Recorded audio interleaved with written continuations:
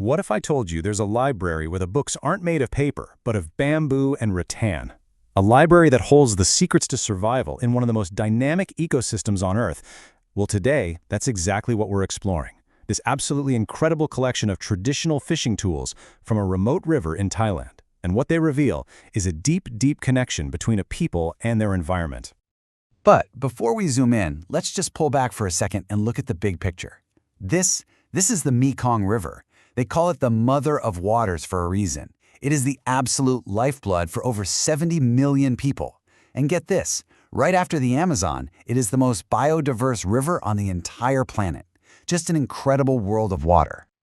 For centuries, this massive river system has really been like a living library. Its currents, its floodplains, they hold the stories and the survival strategies of countless communities. Okay, let's dive into one specific chapter of that library.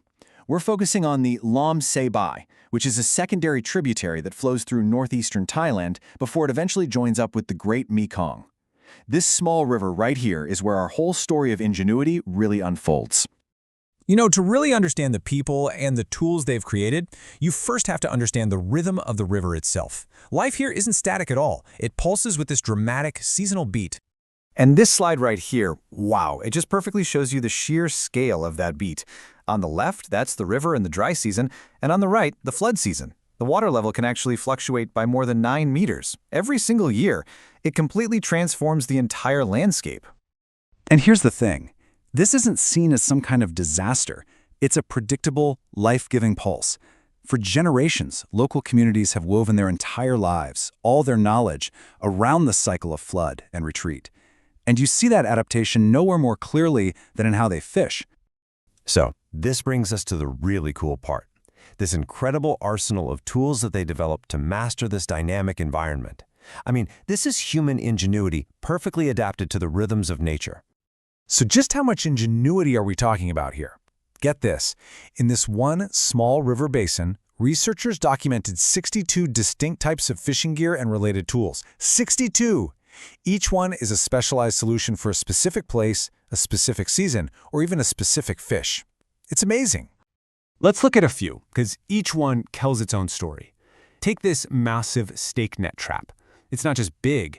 This thing is all about timing. It can stretch up to 30 meters, and it's built by the community to intercept whole schools of fish during their predictable migration, right as the floodwaters start to go down. It's a tool of massive scale from a moment of pure abundance. And then you have pretty much the complete opposite, a tool of pure precision.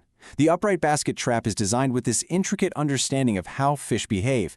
It's baited, it's set vertically, all to target specific species that are known to feed in the middle of the water column, and it just ignores everything else. So you see, it's not about catching the most fish, it's about catching the right fish.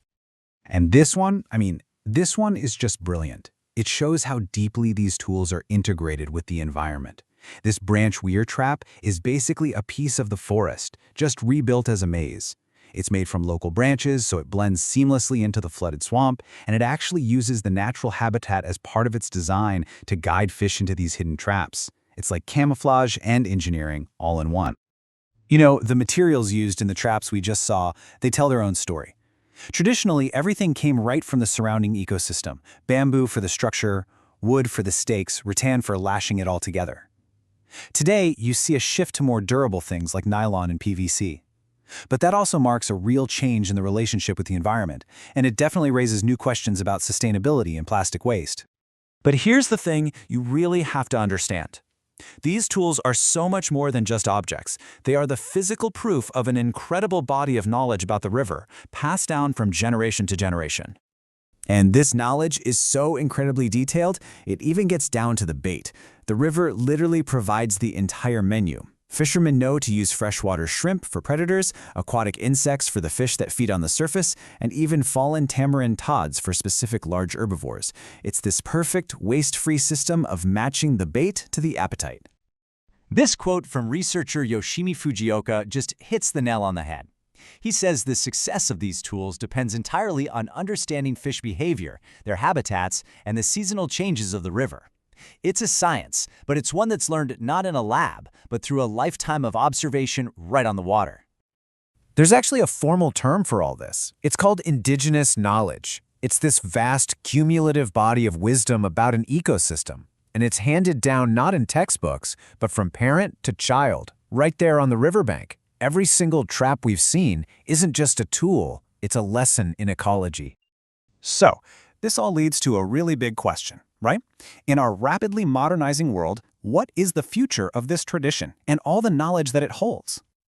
Just look at the contrast between these two traps. It's stark. On the left, you've got a product of local skill, local materials, and deep ecological knowledge. On the right, a manufactured trap. Sure, it's efficient, it's durable, but it represents a shift. It's a tool that's disconnected from the craft and from that deep, place-based knowledge of the river.